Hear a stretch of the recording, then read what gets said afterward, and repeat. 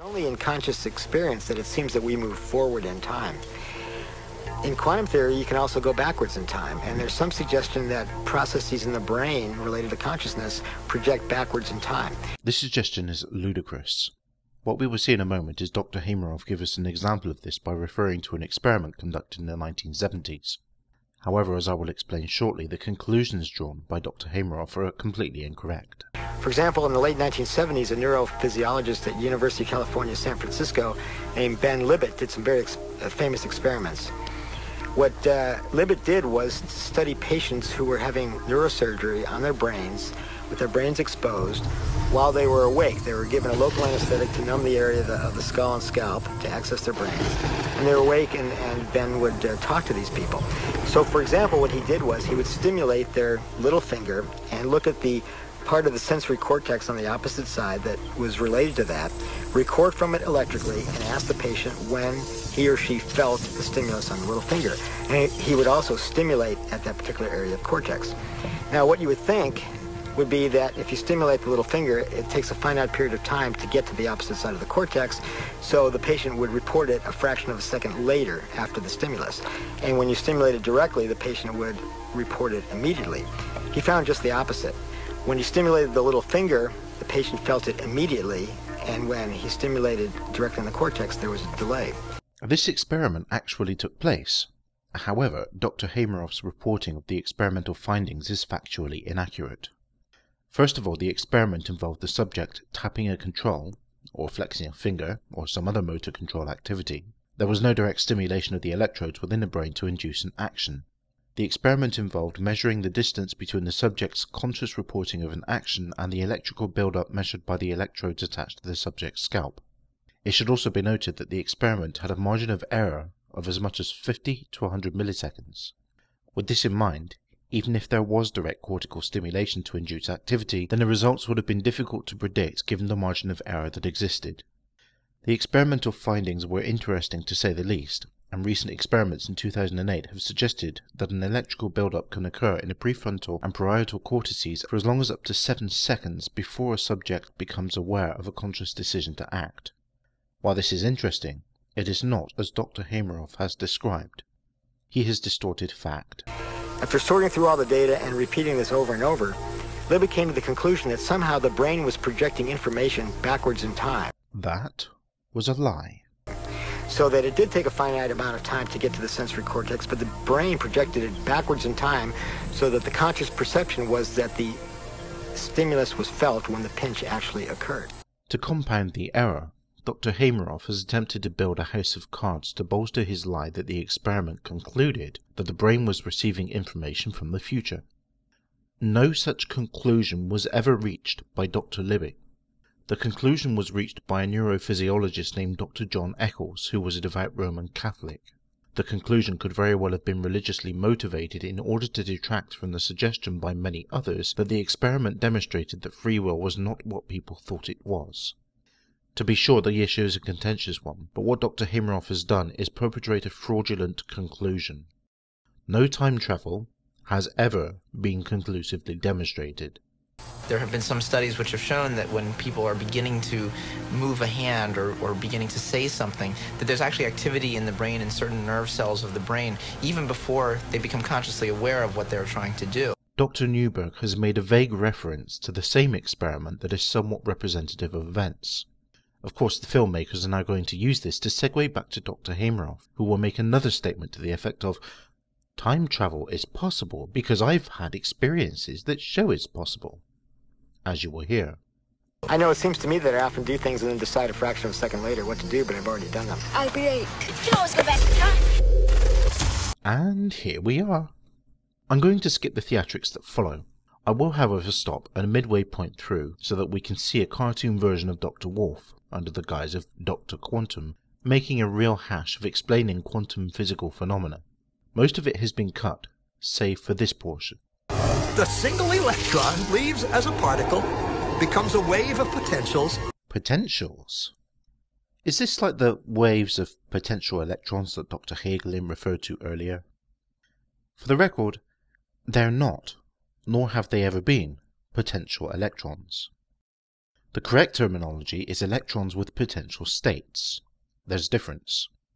Words have meaning for a purpose. Goes through both slits and interferes with itself to hit the wall like a particle. But mathematically, it's even stranger. It goes through both slits and it goes through neither. And it goes through just one and it goes through just the other. All of these possibilities are in superposition with each other. But physicists were completely baffled by this. I really wish the producers of this production would knock off the appeals to ridicule. So they decided to peek and see which slit it actually goes through. They put a measuring device by one slit to see which one it went through and let it fly. But the quantum world is far more mysterious than they could have imagined. When they observed, the electron went back to behaving like a little marble. It produced a pattern of two bands, not an interference pattern of many. The very act of measuring or observing which slit it went through meant it only went through one, not both. The electron decided to act differently, as though it was aware it was being watched. Aware of being watched? Quantum particles are not sentient entities. They are not aware of anything. And it was here that physicists stepped forever into the strange, never-world of quantum events. What is matter? Marbles or waves? And waves of what? And what does an observer have to do with any of this? The observer collapsed the wave function simply by observing. That's quite enough of that, thank you. What Dr. Wolf's alter ego has neglected to mention is the following. The observational equipment at the subatomic level must be an active observational unit, since passive observation is impossible at the subatomic scale. The act of observation changed the results because of the act of observation was interacting with the electrons passing through the apparatus used in the experiment. I'll briefly detail the differences between passive and active observation. Passive observation involves setting up an apparatus that simply receives data from the external world. The natural eye is a perfect example of this. It receives data in the form of light waves bouncing off of the surrounding environment and into the optical assembly, where it hits photoreceptors at the back of the eye. The photoreceptors translate this information into electrical signals that are then sent up the optical nerve to the portion of the brain responsible for processing this data and converting it into a meaningful information that we can utilize. Nothing is sent from the eye to the surrounding environment. On the other hand, active observation involves setting up an apparatus that transmits a signal of some kind and then receiving whatever portion of that signal is bounced back from the direction it was sent. An example of this is radar. A radar beam is sent out to the surrounding environment. The apparatus is set to measure what amount of this beam is returned. This is also why it is relatively easy to technologically detect a radar installation by detecting the radar transmissions being sent out, and why it is difficult to detect a passive observer like a person without direct line of sight to them and for you to be looking for them in the first place. To apply this to our quantum experiment, the measuring equipment used to observe the experiment utilizes photons or neutrons which interact with the phenomenon being observed at the time. Contrary to the assertions made by the filmmakers, experimentation with quantum mechanics requires tightly controlled conditions, but within certain parameters the behavior of quantum particles is predictable.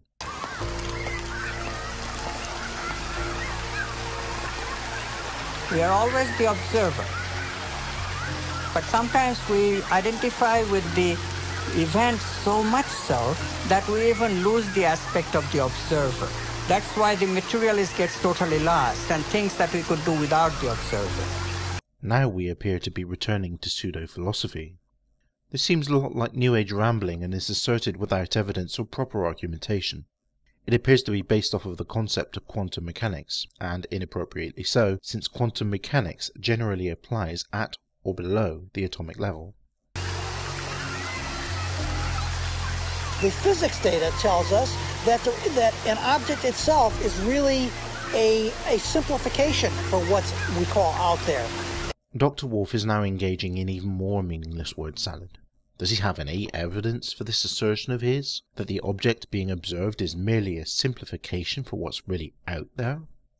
One is particularly when we're looking at atomic and subatomic particles, or atomic and subatomic matter in any form. What we find is how we go to look at it, what we choose to examine it with, actually changes the properties of what we observe to be out there. This assertion is made without evidential support. Worse, it is made in direct contravention of all the observational evidence made to date. Worst of all, he is misusing the findings of the results of the double-slit experiment to erroneously apply this faulty logic to the macroscopic world. Is this the observer, and which is so intricate to understanding the wacky, weird world of quantum particles? Who is J.Z. Knight? She is an American citizen with no particular qualities or qualifications relevant to scientific inquiry. However, she does make claims to be a spiritual channel for a being called Ramtha. She even has copyrights and trademarks over the name, as well as some non-exclusive terms such as consciousness and energy, fieldwork, really, the grid, blue body, and twilight, among many others.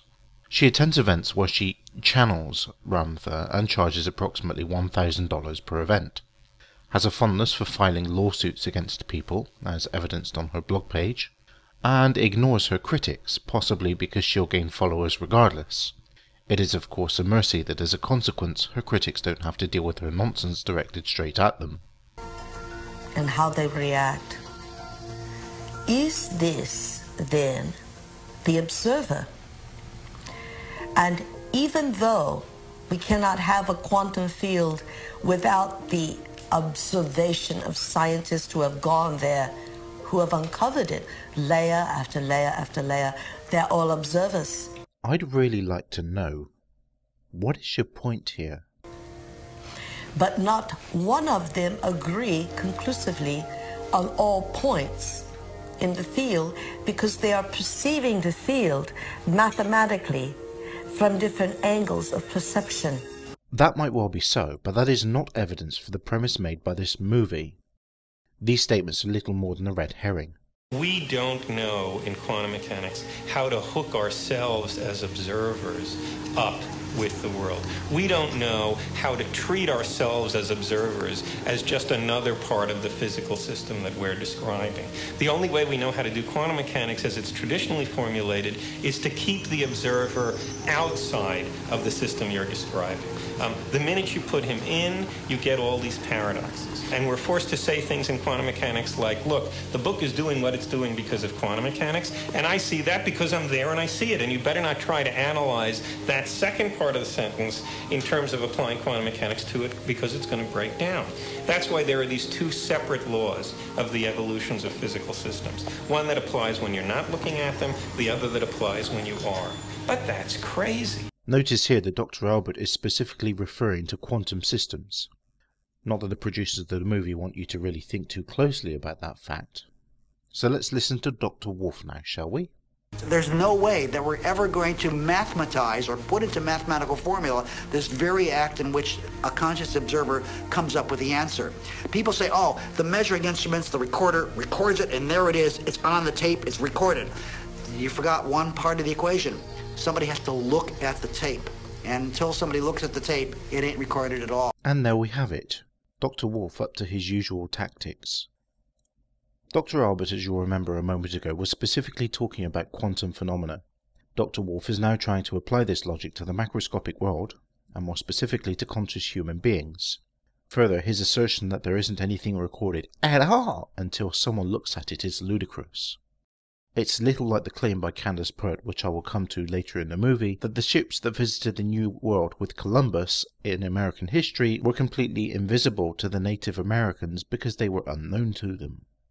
I shouldn't need to say it, but it appears I do need to say it. Both of these claims are ludicrous.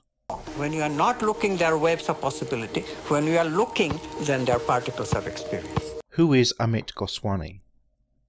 He is a nuclear physicist who received his training and his PhD from Calcutta University.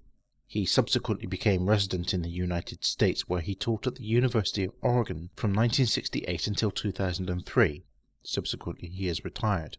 He also taught a brief stint with the Institute for Noetic Sciences between 1998 and 2000. He has written a textbook on quantum mechanics, and is used by the authors of the movie as an authority figure on the basis of the above credits. He has also written several books speculating on quantum consciousness and the, quote, multidisciplinary science based on the primacy of consciousness, end quote. It appears that Dr. Goswami has decided to engage in meaningless word salad just like his colleague Dr. Alan Wolf. This statement of his has no factual basis or intellectual value whatsoever. A particle, which we think of as a solid thing, really exists in a so-called superposition, a spread out wave of possible locations. And it's in all of those at once. Yes, if you are referring to the quantum scale. In the macroscopic world, there is no duplication of this behavior except with liquids, where it is possible to generate macroscopically observable waves. This is getting ludicrous now. The instant you check on it, it snaps into just one of those possible positions. It's easy to generate situations where the equations of motion will predict that, say, the wave function, the psi of a certain basketball, is uniformly distributed all over the basketball court. We don't have any idea what a state like that would look like. According to the law of quantum mechanics, that's supposed to be a state in which it fails to make any sense even to ask the question, where is the basketball? That is, according to the law of quantum mechanics, asking the question, where is a basketball whose psi is uniformly distributed over a whole basketball court, is the logical equivalent of asking about, say, the marital status of the number 5. Yeah. See what the movie producers did here? They just took Dr. Albert's statements out of context again. Yes, he might have used a basketball as a metaphor, but they are implying that he believes that the phenomenon of quantum duality is applicable to the macroscopic world. The rest of Dr. Albert's explanation on quantum phenomena has been cut in the interests of time. Let's listen to what Dr. Wolf's next amazing and earth-shattering observation will be, shall we? When you observe, things happen. When you don't, they don't. This isn't true in the least. This is wildly speculative conjecture on the part of Dr. Wolf. And no, I don't believe this is a quote mined by the producers of the movie, because Dr. Wolf makes similar statements in his other works, The Secret and Spirit Space. We are skipping the theatrics that follow. Your own mind is creating multiple possibilities in your subconscious. The superpositions of possibilities are in your subconscious. I mean, you may be consciously aware of them, but they exist, I think, in superposition of multiple possibilities, which after a while will collapse to one or the other. Is Dr. Hameroff even trying anymore? This complete and utter nonsense isn't even worth comment, other than to point out how nonsensical it was. But the great-great-granddaddy of wacky quantum weirdness is entanglement. If time reversal symmetry destroys the notion of time, which it doesn't, especially as it does nothing to disrupt how every single person on the planet perceives time when fully conscious and not either meditating or on some form of mind-altering substance, then entanglement crushes our experience of space. This assertion is debatable, but it certainly doesn't apply to the macroscopic world, where these observations have only been made based on tightly controlled experiments that were done at close to absolute zero. The quantum double-slit experiment would not have been possible at such large scales otherwise. Two objects, two electrons created together, are entangled. Send one to the other side of the universe. Now, do something to one, and the other responds instantly. I've provided a link to a Wikipedia article on the subject of quantum entanglement, with over 41 individual references to other documents pertaining to the principles of quantum entanglement in said document alone. It would be impractical to link them all here. All I need to state is that while the premise is sound and has been experimentally verified, this is only valid at the relevant scales. It certainly has very little to no applicability to macroscopic scales where we exist and operate. However, I will add that quantum entanglement has very interesting possibilities for communications and computing applications. Instantly.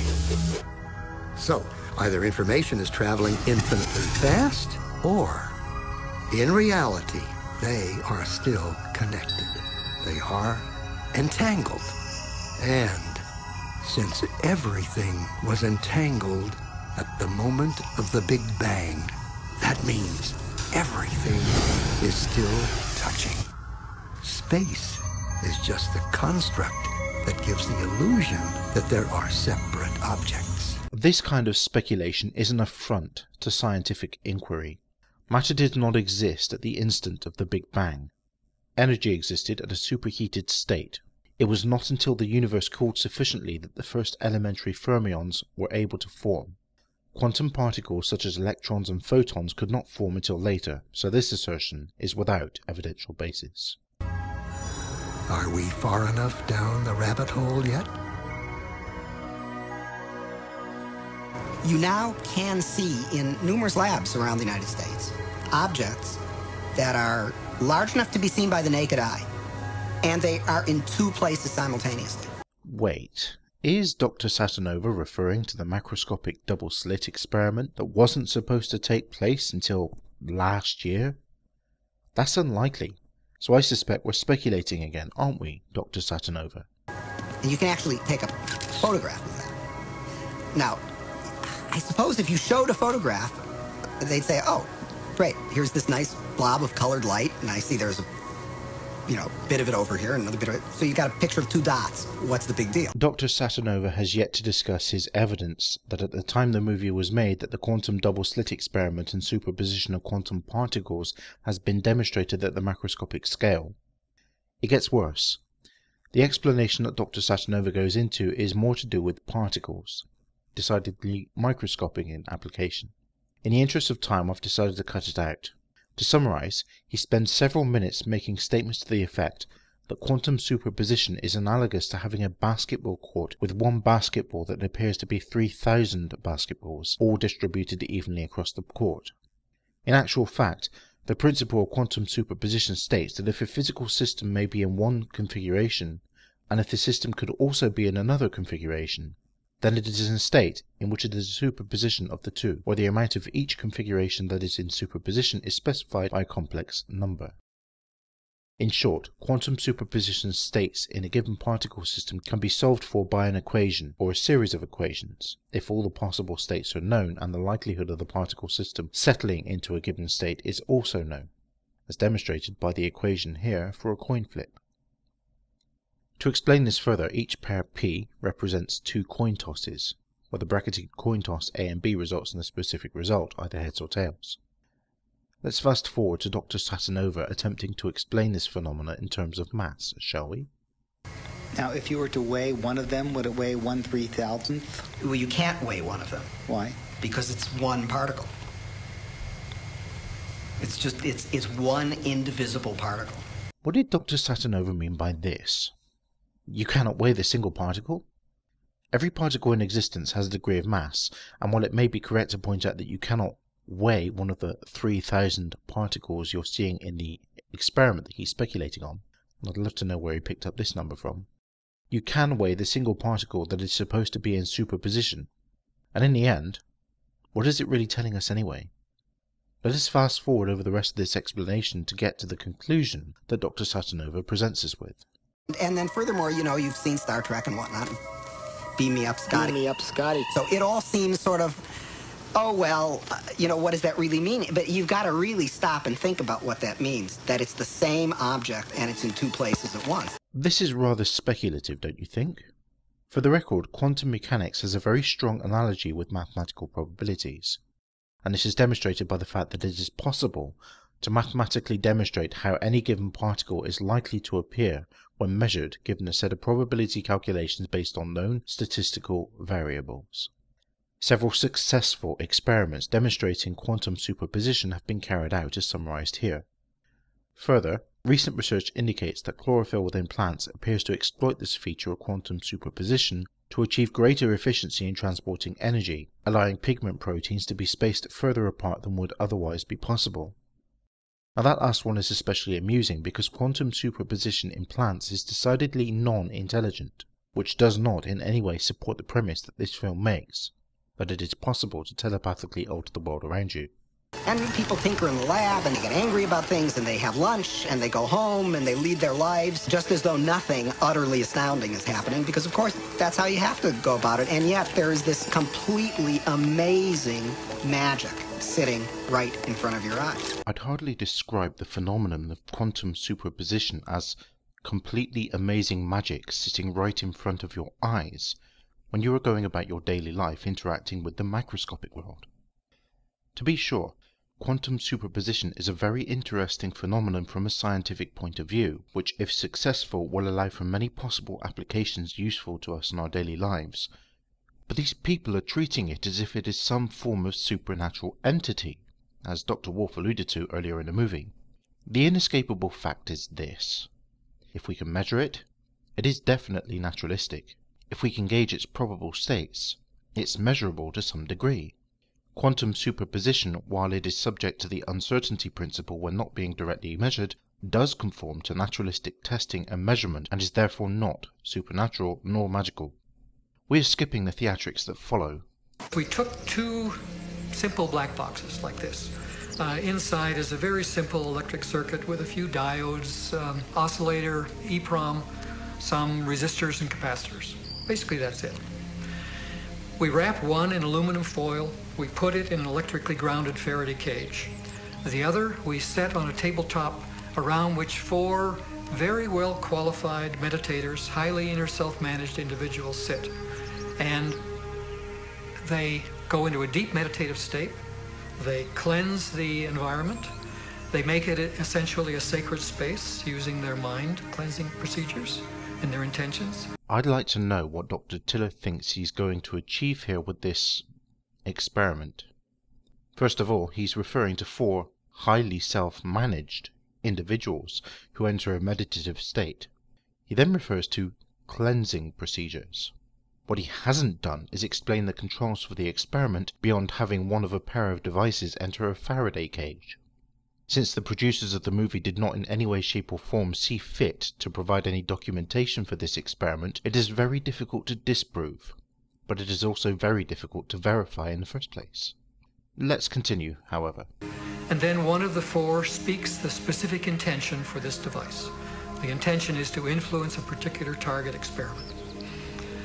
Might be to increase the pH of purified water by 1 full pH unit, or to decrease the pH by 1 full pH unit. We've used these devices on all those experiments and have been robustly successful. Really? Then I don't suppose you would mind publishing your testing methodologies, strategies, procedures, controls, experimental findings, and your conclusions to the scientific peer review, would you? No, I didn't think so. A Google search has revealed a lot of websites that refer to this experiment positively, almost all of which are meditation sites, New Age advocate sites, and self-promotion materials. But where are the scholarly articles that demonstrate the effectiveness of this experiment? Where is the peer review, the rigorous testing methods, the evidence for any of this?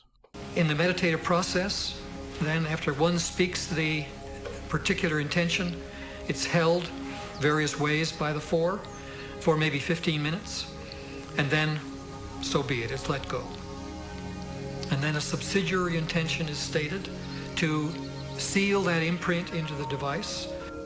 We take one of these devices with its aluminum foil, we put it in a soft package, we put it in a FedEx packet, we ship it 2,000 miles away to the laboratory we were using up in Minnesota. I don't suppose Mr. Tiller would like to tell us which lab in Minnesota carried out these tests, would he? I didn't think so. We're skipping the rest of this nonsense, and I will tell you why. Here's an article on SpringerLink. It refers to a journal on integrative physiological and behavioral science. The paper in question is titled, "Can an aspect of consciousness be imprinted into an electronic device?" Let's note a couple of key facts before we move on to the abstract. Citations 3. This is worse than a creationist paper. It means very few people deemed it worthy enough to reference in their own work. The YouTube user Thunderfoot has on average 18.6 citations per published paper, with a combined total to date of 754 citations. Richard Dawkins, the evolutionary biologist before his retirement and popular speaker, has more than this. With 25.21 citations per published paper, and over 958 citations over the course of his career on only one of those papers alone. 3 citations for a paper that is supposed to be so groundbreaking is an extremely poor result in the scientific community. And where are those citations linked? Yep. Complementary Therapies in Medicine, Randomized Blinding in Basic Research of Homeopathy. The Journal of Alternative and Complementary Medicine, Experimental pH Change Findings at Some Remote Sites, and Medical Hypotheses, A New Perspective on the Placebo Effect, Untangling the Entanglement. 2 of those citations are to alternative medicine journals, and all of them are citations to other works where Dr. Tiller is named as a contributor or author of the specified paper. In other words, no one who isn't affiliated with Dr. Tiller thought this paper was worth mentioning. Now onto the abstract. I've read a number of abstracts for papers in the scientific community while researching for creationist video responses, and one thing I've noticed is this. Not a single one has inferred or openly stated their conclusions in the abstract for the paper. And yet this one is doing exactly that. Here's the relevant portion of the abstract I'm referring to. Here, via 2 very different target experiments, that prevailing supposition has been experimentally tested and found to be fallacious. In other words, they've assumed their conclusion in the opening statement, and this is highly suggestive that the point of the experiments carried out were for the express purpose of affirming a foundational bias. This is not science. REG machines, random event generators, are electronic tosses of the coin. One type of random number generator experiment that's been conducted many, many times, hundreds of times, over the past 4 decades or so, since around the 1960s, has been a random generator that only produces sequences of random bits, zeros and ones, like flipping coins. And you would simply ask somebody to press a button, it would produce 200 bits. And you would ask them to say, well, try to make it produce more 1 bits than 0 bits. And when you take the entire body of literature, all of the hundreds of experiments that have been done, you can ask a single question. Did it matter that people were trying to push it towards 1s or push it towards 0s? And the overall answer is yes, it does matter. That somehow intention is correlated with the operation, with the output of these random number generators. We're moving on from this segment as well. Dr. Radin is suggesting that when you wish for a series of probability generators to produce more of a specific result, it produces more of a specific result. Again, this isn't cited in the movie. And again, a Google result turns up a number of websites that support the idea. All of them from the alternative medicine and alternative healing crowd, none of them from the scientific community. This is pseudo-scientific nonsense of the worst kind, in some ways worse than creationism, because rather than outright deny the scientific method, they are doing so instead by stealth. So when they talk about in quantum physics being a completely arbitrary and random process... Now wait just a damn minute. Is Ms. McTaggart now asserting that quantum mechanics within the scientific community is completely arbitrary and completely random? This is rather dishonest. I'm skipping the rest of this segment. All we have are a number of people speculating on the idea that human intention, quote unquote, can have a causative effect on the results of a given experiment without direct physical interaction. And like Dr. Radin and Dr. Tiller, who I referred to a moment ago, no evidential support is forthcoming, and nothing has been examined by the scientific community. These people might as well propose that dowsing rods and divination are valid means of discovery in the world. This leads naturally to wonder, are people affecting the world of reality that they see? You betcha they are. So now Dr. Wolf is concluding that as a result of these experiments, human consciousness can have a direct causative effect on the surrounding environment as if by magic. Aside from the fact that these experiments have not been rigorously tested as is required by the scientific method itself, and certainly not in the same rigorous method of repeated testing, in some cases thousands of times over and over, he is making a huge leap of logic in saying that these experiments give human beings the ability to telepathically alter the world around them. And as you might remember earlier in the movie, it was Dr. Wolf who ridiculed the scientific method by stating that the lawful scientist's way of doing everything are dead. Every single one of us affects the reality that we see, even if we try to hide from that and play victim. We all are doing it. And Dr. Wolf concludes this segment with an appeal to ridicule. We're skipping the theatrics that follow. For one sample of water, we drop about 0.5 cc's onto each 50 petri dishes. Who is Masaru Emoto? He is a primary advocate of the claim that water is inherently deeply connected to our consciousness. Sounds a lot like homeopathy to me. Has authored a whole selection of books including Messages in Water, of which there are 3 volumes, The Hidden Messages in Water, The True Power of Water, and The Secret Life of Water. The site lists him as having sold millions of copies of said books, thereby setting him up as the subject for an appeal to popularity. He received his doctorate, if you could call it that, as a Doctor of Alternative Medicine, has published his findings in the Journal of Alternative and Complementary Medicine, which as you might guess is not a scientific peer-reviewed journal and therefore not subject to the rigorous testing methods used by the scientific community. All I will say about Mr. Emoto is this. If his findings had any evidential and factual basis, it would have long ago been accepted into the mainstream scientific community and developed there, because that is how true scientific inquiry works. Then we take those 50 petri dishes and freeze them in a freezer at minus 25 degrees Celsius for about 3 hours. We take those frozen samples into a refrigerator that is set at minus 5 degrees Celsius, where a microscope with a camera is set up. There we take photographs of each of the 50 water drops individually. We first take photographs of water that we did not put any information in. Then we take the water with information and do the same procedure just described. What information is Mr. Emoto referring to here? This information needs to be elaborated on if anyone is going to seriously consider the claim is being made. We take those before and after photographs and compare the differences.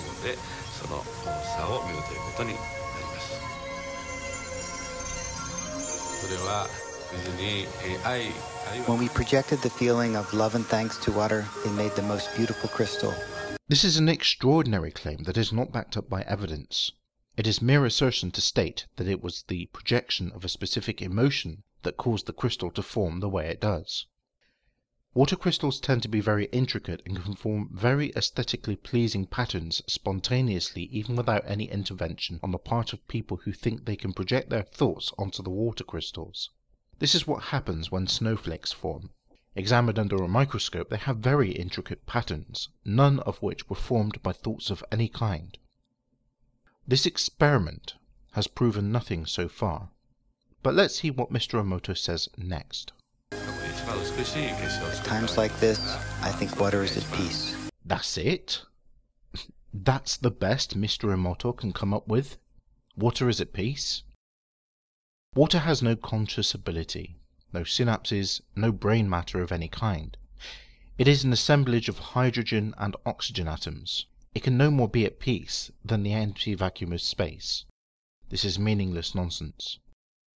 And yes, I did state that there were no synapses and no brain matter, because consciousness has never been rigorously demonstrated to exist without a medium in which it can function, that being a brain that has brain activity and can be measured. I'm going to make a small departure and include a small portion of the theatrics that follow. This first picture is a picture of water from the Fujiwara Dam.